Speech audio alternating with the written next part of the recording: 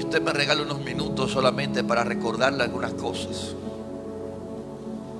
A lo mejor no vengo a enseñar a nadie, sino a recordarle a la iglesia, a recordarle. Vengo a recordarle cosas a la iglesia que ya Dios ha dicho de antemano. Alabado sea el Señor. Hechos capítulo 12, verso 1 al 5, dice así la palabra de Dios, bajo la autoridad del Padre, del Hijo y del Espíritu Santo. En aquel mismo tiempo el rey Herodes echó mano a algunos de la iglesia para maltratarles y mató a espada a Jacobo, hermano de Juan. Y viendo que esto había agradado a los judíos, procedió a prender también a Pedro. Eran entonces los días de los panes sin levadura. Y habiéndole tomado preso, le puso en la cárcel, entregándole a 4 grupos de 4 soldados, cada uno, para que le custodiasen.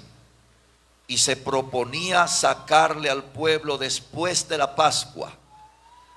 Así que Pedro estaba custodiado en la cárcel, ¿verdad? Pero la iglesia hacía sin cesar oración a Dios por él. Padre, gracias. Bendecimos tu nombre en esta noche. Eres bueno, maravilloso, poderoso, precioso. Y en esta hora voy a hablar tu palabra a tus hijos. En esta hora te pido que me consigas la unción gloriosa. Me concedas, Dios mío, el hablarle las palabras que ellos necesitan, para testimonio de ellos, edificación de ellos y gloria a ti, únicamente a ti, Señor. En el nombre de Jesús. Amén y amén.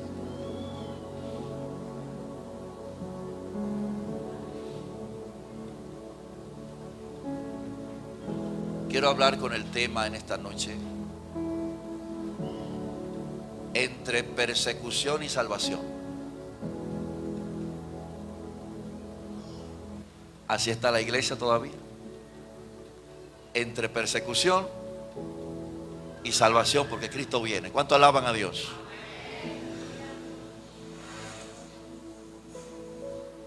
La persecución traerá como fin la manifestación del Hijo de Dios, y estaremos siempre con Él. Así enseña la palabra del Señor.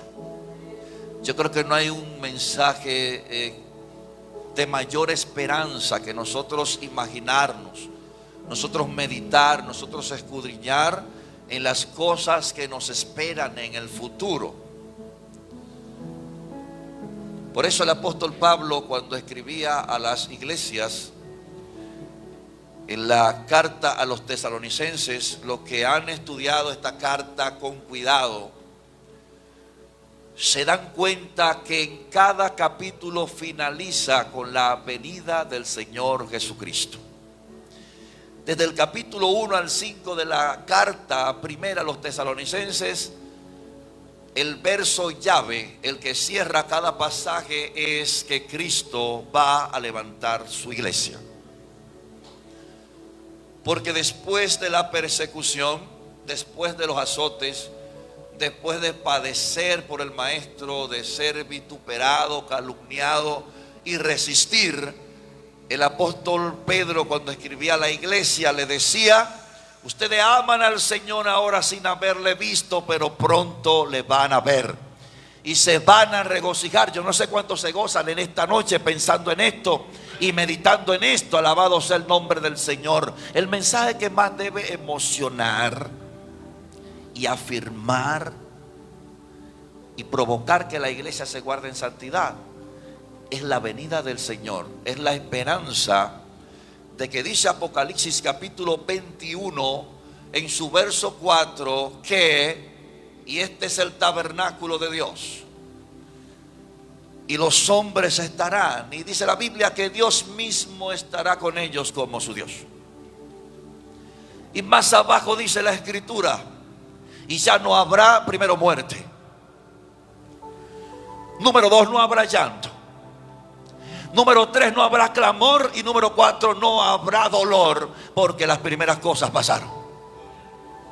Y dice en el verso 7 de Apocalipsis capítulo 21: y el que venciere heredará todas las cosas. Aleluya. ¿Cuántos le alaban? El que venza va a heredar todas las cosas que el Padre tiene preparadas de antemano para su iglesia. ¿Cuántos alaban a Dios? Este es el mensaje con el cual a mí me gusta danzar y me gusta regocijarme, casi llorar, porque Cristo viene a levantar su iglesia.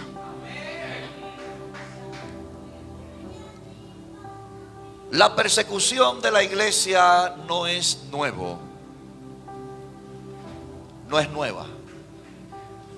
La persecución del pueblo de Dios no es algo de ahora. Nosotros tenemos 3 enemigos que tenemos que luchar con ellos todos los días. 3 enemigos que no descansan, y los 3 tienen un mismo fin, y es desconectar a la iglesia del propósito de Dios.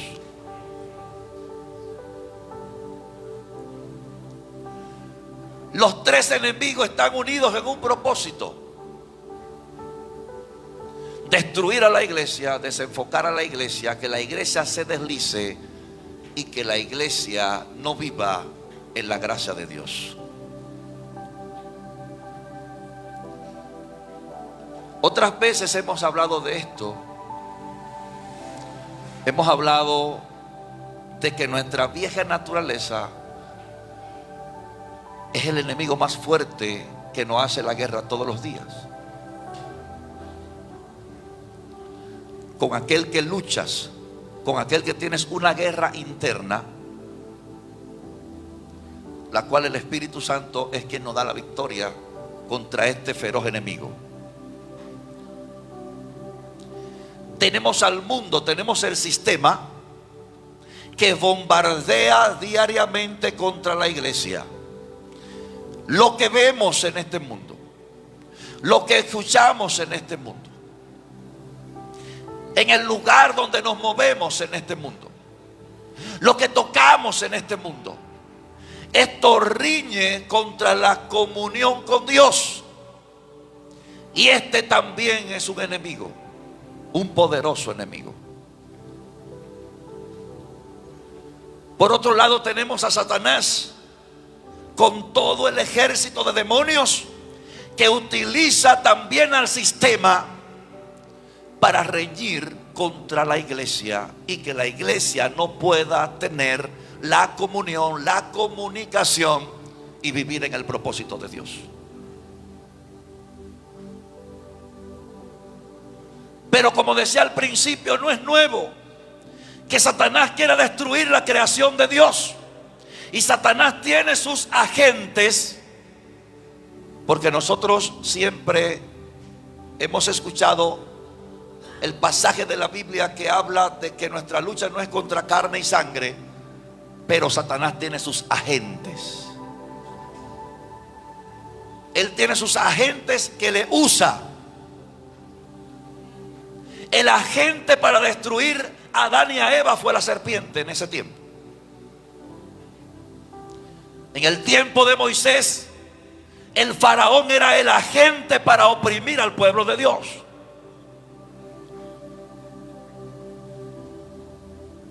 En el tiempo de Jeremías, el agente era Sedequías para tratar de apagar el fuego que tenía el profeta para profetizar.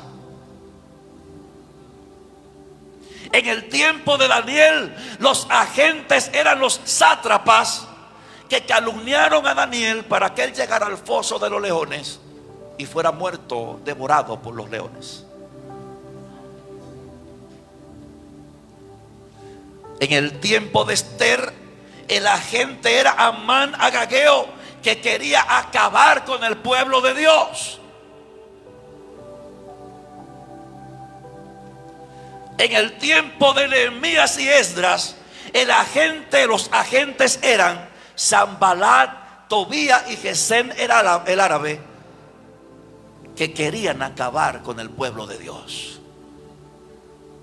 En el tiempo de David, el agente era Saúl, que persiguió a David para matarlo, hasta llegar al Nuevo Testamento y encontrarnos con el Sanedrín, encontrarnos con el rey Herodes y los emperadores que perseguían a la iglesia para callar la iglesia, para desaparecer a la iglesia.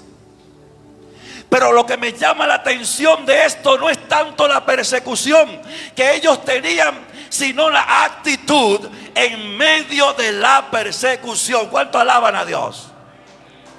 ¿Cuál era la actitud de la iglesia en medio del sistema y en medio de la persecución? Dice la Biblia que ellos no cesaban de orar en medio de la persecución. ¿Cuánto alaban a Dios?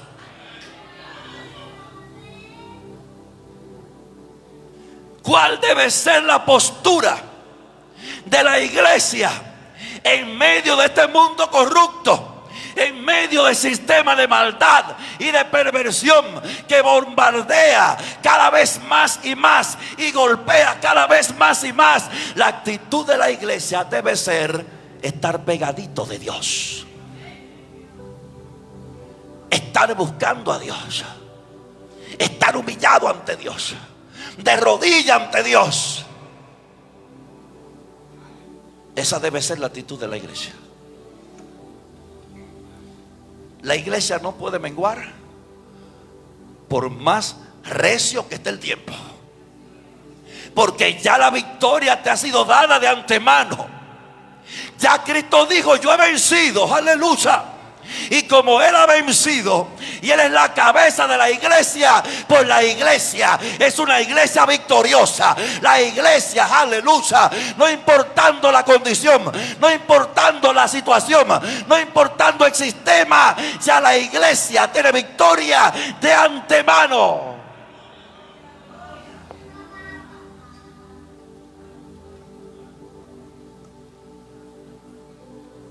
Pablo le recuerda a la iglesia y le dicen: mire, esa tribulación que ustedes están atravesando es leve. Eso es un momentito nada más comparado con la gloria que ha de manifestarse en los hijos de Dios. Y Pedro le dice: es necesario que por un poco de tiempo sean probados en diversas pruebas, pero Cristo viene a levantar su iglesia. Cristo viene en medio de la persecución, también viene la redención.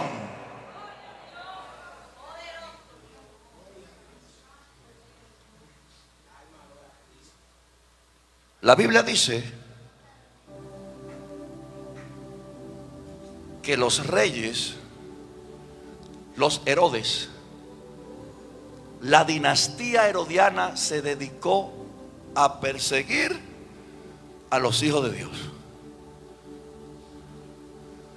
Creo que hubieron dos solamente, 2 o 3 de ellos que eran un poco más flexibles. Pero Herodes el Grande fue el primero que empezó a matar niños. Herodes Antipas mató a Juan el Bautista. Herodes Agripa mató a Jacobo, aquí donde acabo de leer. Pero fíjense cuál es el desenlace de esta historia. Me encanta esto. Herodes un día, este Herodes que encarceló a Pedro, pero la iglesia orando sin cesar, Dios responde a través de un ángel. Y este ángel entra en la cárcel, le abre las puertas a Pedro, le quita las esposas, el cepo que tenía, ¿verdad? Y él sigue hacia adelante y se le aparece a los hermanos que estaban orando por él. Aleluya. Y se le aparece en la casa y ellos ni siquiera lo creían, y es verdad. Y la muchacha pensaba que veía visiones, ¿verdad? Y este Herodes un día se sienta a arengar al pueblo. Se sienta vestido de realeza Y dicen ellos, óyeme, cuando Herodes termina de dar su discurso, dicen ellos, esto no es voz de hombre, esto es voz de Dios. El pueblo aclamó, exclamó, es un Dios que está hablando, decían ellos. Pero dice la Biblia que ahí mismo desciende un ángel y lo hiere, y este Herodes muere comido de gusanos en presencia de aquellos que decían que era un Dios. Pero más abajo me encanta lo que dice, pero la iglesia, aleluya, el que le perseguía estaba muerto ya, pero la iglesia seguía anunciando el reino y se expandía la palabra, e iban por las casas, e iban por las calles, porque no hay diablo, no hay Herodes, no hay César que detenga el evangelio de Dios, no hay dardos, aleluya, no hay bombardeo que detenga a la iglesia de Cristo.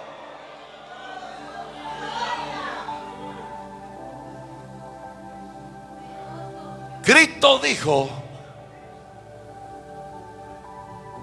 las puertas del infierno no prevalecen contra la iglesia. Mire, yo tengo que recordarle siempre esto a los hermanos, y mientras viva lo voy a decir. Cuando usted conoce y usted descubre estas tres cosas que le voy a mencionar.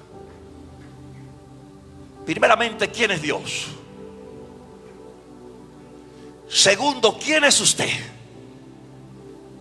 Y la obra redentora de Jesucristo. Cuando usted escudriña en esto y usted se da cuenta del plan de Dios, usted también se dará cuenta que Satanás tiene cero potestad en su vida. Que dice la Biblia que en breve el Señor lo va a poner abajo de los pies de nosotros así. Él lo va a hacer y nos lo va a entregar a nosotros así, para que nosotros también le hagamos así.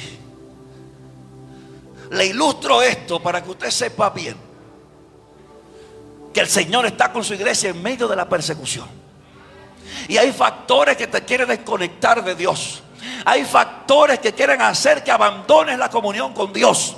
Hay factores que están tocando, que están golpeando, para que no sea la misma de antes, para que no sea el mismo de antes. Aquel que velaba por Cristo, aquel que velaba en su presencia, aquel, aleluya, que sentía un ardor en su pecho por la presencia del Señor, tiene que volver a recuperar.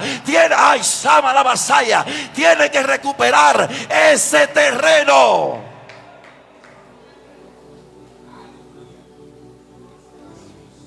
La persecución y la prueba no es para que abandones tu terreno. Es para que recuperes tu terreno. Las pruebas no forman. Es más, las pruebas son hasta buenas. Porque en las pruebas es que Dios nos forma. En las pruebas es que Dios va quitando lo que no es de Él y va añadiendo lo que es de Él. Aleluya. En las pruebas nos acercamos más a Dios. En las pruebas conocemos más a Dios. En las pruebas hay revelación de Dios. En las pruebas hay iluminación de Él. En las pruebas tú profundizas en Él. Las pruebas no es para que te alejes de Él, es para que te acerques a Él. El salmista Asaf, en el Salmo 73, entra al santuario a orar. Y entra con una pregunta en su cabeza. Y mirando la prosperidad de los impíos, ahí había una prueba. Pero entró al lugar correcto.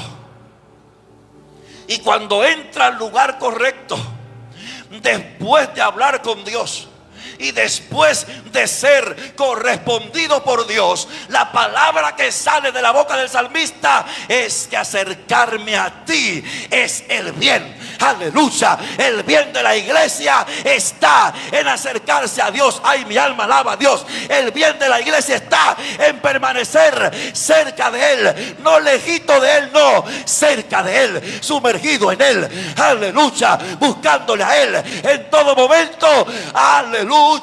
Buscándole a Él.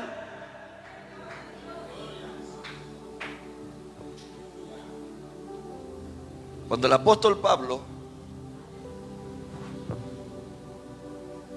un hombre llamado por Dios, que decía: yo fui apartado desde el vientre de mi madre para el apostolado. Fíjese en una cosa, y esto es muy profundo. ¿Cómo puedo yo comprender que las veces que el Señor le habló a Pablo, Pablo siempre estaba en dificultades? Pablo siempre estaba en persecuciones. Y ahí en medio de esas persecuciones, el Señor le decía: no temas, habla mi palabra y no calles. Tengo mucho pueblo aquí, nadie te va a tocar. Cuando el aguijón en su carne, una prueba, una dificultad, ahí habló con el Señor, y el Señor ahí también le respondió. ¿Qué te quiero decir con esto? Cuando estés siendo perseguido por el sistema, cuando estés más afligido por la causa de Cristo, ahí también Dios se te va a revelar a ti. Ahí Él te va a hablar a ti también, porque la prueba está dentro del paquete del propósito de Dios. Porque la persecución a la iglesia contra el sistema, la cual no puede menguar, está en el plan de Dios, en el proyecto, en el propósito de Dios. A Dios no le sorprende nada. Tal vez a usted y a mí nos sorprende cómo está el mundo, pero ya Dios lo vio de antemano. Él conoce el final desde antes, desde el principio. Y se va al principio, y se va al pasado, y se va al futuro, porque Él vive en un eterno presente. ¿Cuánto alaban a Dios? No te asustes por el sistema. No te asustes con el bombardeo. Ocupa el lugar que perdiste. No sé quién está en esta condición. Nosotros no conocemos la vida personal de nadie. Nosotros conocemos cositas de ustedes, la vida personal de nadie. Por eso que el que predica mucho, lo más que debe procurar es saber menos. Mientras menos sabe, mejor. Para que no digan: bueno, me está tirando puya a mí. No. La iglesia, cuando el predicador habla de parte de Dios, es un mensaje mezclado. Es un mensaje de aliento, y también a veces también hay corrección, como lo hacía Jesús. Jesús a veces corregía, ¿verdad? O muchas veces, pero también le decía: estoy contigo. Estoy contigo todos los días hasta el fin del mundo. Amén. Y dice la Biblia que Dios evitó que Pedro fuera muerto. Todavía en este año, donde Pedro fue perseguido,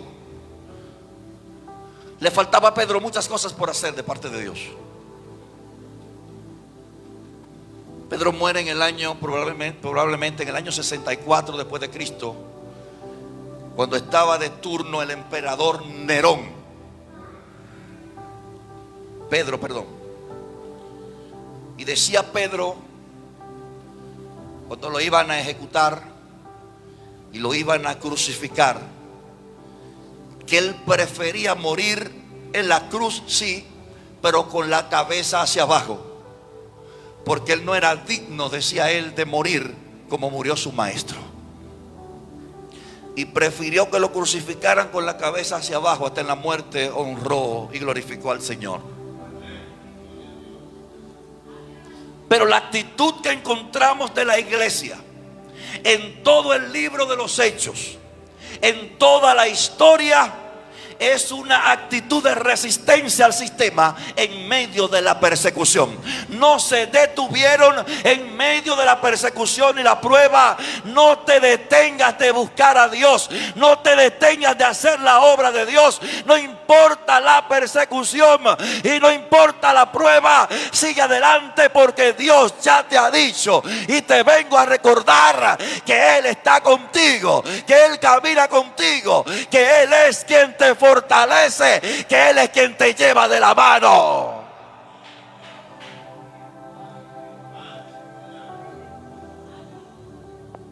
Me encanta el episodio de Jeremías el profeta.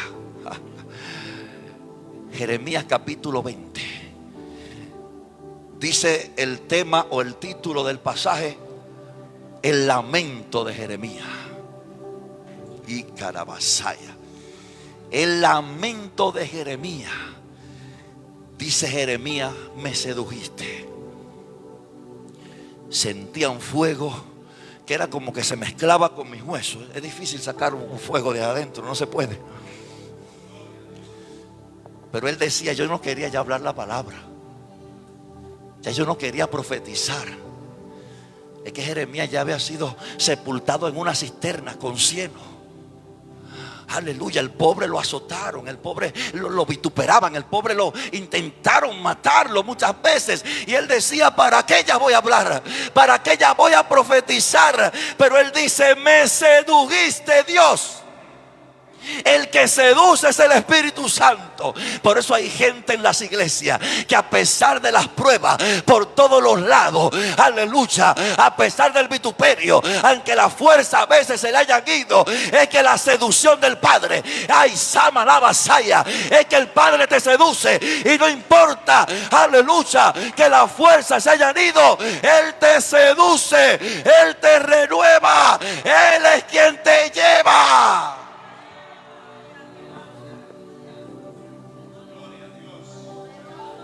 Hay gente que han querido abandonar, pero el Padre lo seduce porque está marcado. Es que fue llamado por Dios. A veces querrá sentir abandonar, pero no va a poder abandonar. Elías corría de Jezabel, y él pensaba él que ese era el final de él. Y Dios se le revela otra vez y le dice: come y bebe, que largo camino te resta. Y Elías fue renovado y siguió profetizando. Y si usted busca la vida de Elías, Elías tenía hasta señales que no había hecho. Después de eso, después de correr y de Dios revelarse a su vida una vez, Dios lo renovó. Y ahí estaba Elías, está tirando fuego del cielo. Después que quería abandonar, es que no podía abandonar porque está marcado. Has querido abandonar y no puedes porque estás marcado. Te has desanimado a veces, pero no puedes abandonar porque estás llamado, estás marcado. Y no es con tu fuerza, no es con tu capacidad, no es con la inteligencia que cree que tiene. Es Dios quien te ha capacitado, es Dios quien te ha llamado, es Dios quien te ha dicho: no abandone, no renuncie, porque soy yo quien te lleva de la mano.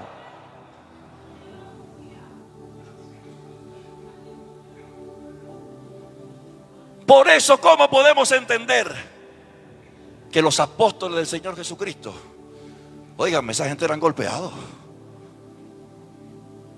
esa gente eran azotados a cada rato? Pablo y Silas en la cárcel de máxima seguridad, y allá adentro alabando a Dios porque estaban marcados.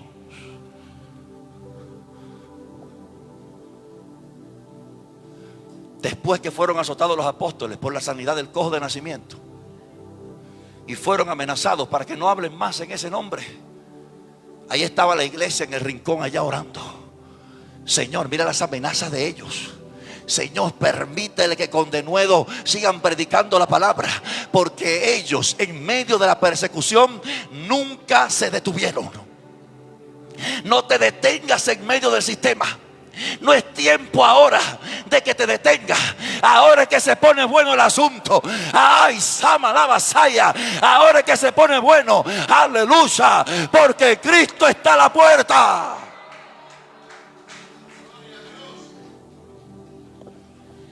La actitud de la iglesia previo a la venida de Cristo debe ser haciendo algo para el reino. Hoy, ¿qué es lo que dice la Biblia? Bienaventurado al que el Señor haya haciendo eso, sirviendo como Él lo puso a servir, y que te encuentre haciendo así, y que te diga: venid a mí, buen siervo, en lo mucho me fuiste fiel, ahora en lo grande, en lo máximo yo te pondré. Esa es la actitud de la iglesia previo a la venida de Jesucristo. No importa lo que el diablo se invente, y va a seguir atacando, y va a seguir tirando, y más falsos profetas se van a levantar, y más falsos maestros se van a levantar, y más falsos predicadores. Esto no lo detiene nadie, porque ya está profetizado por el Cristo de la gloria.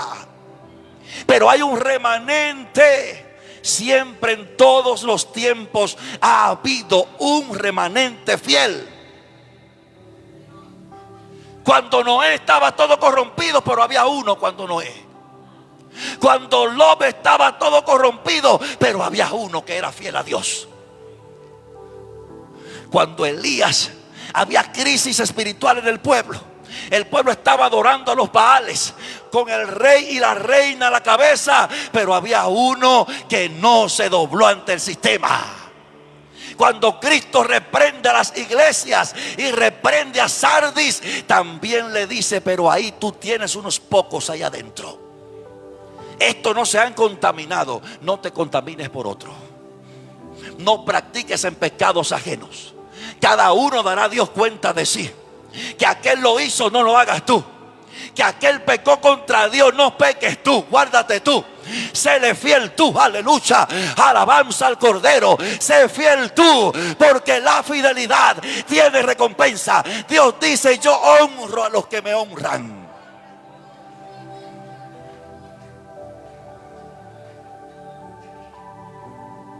En el tiempo de Samuel, un desastre a nivel espiritual.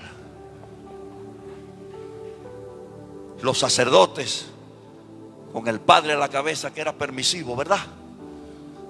Porque la actitud que Dios quería de Elí, escuchen bien, no era que Elí hablara con los hijos, era que lo quitara. La decisión era quitarlo, y ahí no le hubiera pasado lo que le pasó a Elí. Pero ahí, en medio de toda esa corrupción, había un jovencito llamado Samuel, que te ministraba al Señor desde niño. Y me encanta en los pasajes de la Biblia que habla, y lo he compartido con mi esposa. Le digo: mira, mientras la Biblia habla de la corrupción de los hijos de Elí, más abajo siempre el texto dice: pero Samuel ministraba delante de la presencia de Dios. Mientras otro se corrompió, ya Dios estaba preparando el nuevo, el sustituto, el que sí se iba a guardar, el que sí iba a ministrar las cosas santas de Dios. ¿Cuánto alaban al Rey?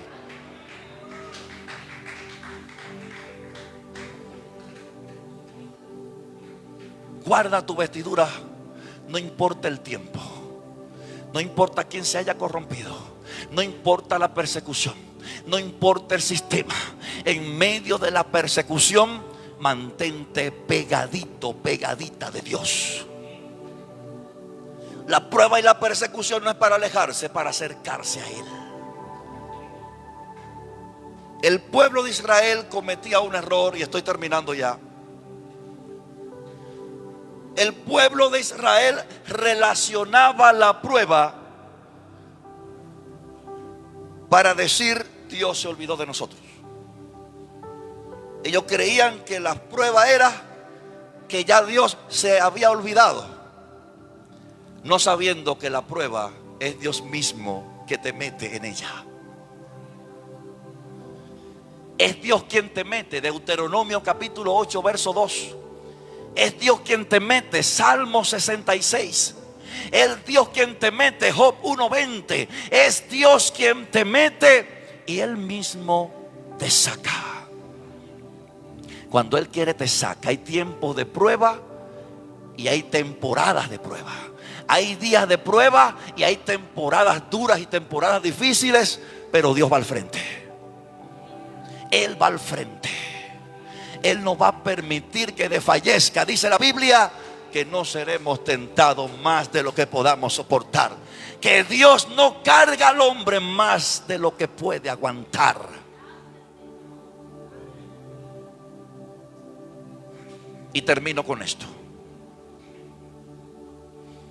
La Biblia dice que cuando Herodes le iba a sacar la misma noche, estaba Pedro durmiendo entre dos soldados, sujeto con dos cadenas, y los guardias delante de la puerta custodiaban la cárcel. Pedro estaba bien asegurado por el rey. Usted sabía que estos soldados murieron, los que custodiaban a Pedro, porque en ese tiempo no era como ahora. Ahora a mí me ponen a custodiar un preso, y si se me escapa, hay una orden nueva de arresto para volverlo a traer a la cárcel y no pasó nada. Pero antes un preso se pagaba con la vida, vida por vida. Si el preso se escapaba, mataban al soldado que le custodiaba. Y este preso era un preso importante. Oigan bien eso. Una persona que no había matado a nadie, ni era enemigo del gobierno como Barrabás, ni nada de eso. Y era un preso importante sencillamente porque él decía que Cristo estaba vivo cuando ellos decían que Cristo estaba muerto. ¿Cuánto alaban a Dios? Ellos decían, Él está vivo y hace milagros, y ellos decían, no puede ser. Y por eso estaba bajo arresto. Entre persecución y redención está la iglesia de este tiempo. Pero entre la persecución del sistema, porque la persecución nuestra en este tiempo, a nosotros, aquí le hablo a la iglesia local, no es física, sino espiritual. A ellos lo perseguían de manera física para matarlos, pero la persecución nuestra es para que abandonemos a Dios, para que seamos confundidos y arrastrados por este sistema lleno de herejías, lleno de falsos profetas que muchos lo siguen, gloria al Señor, para que te desvíes. ¿Por qué? Porque cambiar de pensamiento es cambiar de forma de vivir. Cuando usted cambia la manera de pensar, usted cambia el estilo de vida. Y si Satanás logró confundirte, vas a cambiar el estilo de vida, y es para que te pierdas. Cuando nosotros nos arrepentimos de nuestros pecados, la palabra arrepentimiento quiere decir metanoia, cambio de mentalidad. Nosotros cambiamos de mentalidad cuando Cristo nos rescató. Por eso antes hacíamos fechorías y cometíamos pecados terribles, y ahora lo que decimos es gracias, Señor, gloria al nombre de Cristo. Por eso le hablo en esta noche a los que no han aceptado a Jesucristo. Esta es tu noche, póngase de pie en esta hora. Esta es tu noche para recibir a Jesucristo. Esta es tu noche, esta es tu noche. No la dejes desaprovechar si aún no has recibido al Señor. La iglesia alaba a Dios, la iglesia glorifica su nombre, aleluya. No mengues, no mengues ante el sistema. No mengues ante el sistema. Aleluya. Ponte violento en el espíritu ante el sistema. Mi alma alaba al Señor. Aleluya. No te dejes doblegar. Ponte violento en el sistema. Aleluya. El sistema te está bombardeando. El infierno te está bombardeando. Bombardea tú también. Abasanda la vasalla. Bombardea con oración. Bombardea con ayuno. Bombardea con la palabra. Bombardea con la predicación. Bombardea tú también. Repele tú también el ataque. Oh, gloria al Señor. Hay muchos que han menguado en el tiempo. No seas tú de ellos. Seas tú de los que a partir de hoy hay una renovación en tu vida. Renuévate constantemente en Cristo Jesús. La renovación es bíblica. La renovación se consigue en la presencia del Eterno. ¿Cuánto alaban a Dios? Es como que Dios te cambia la piel. Aleluya.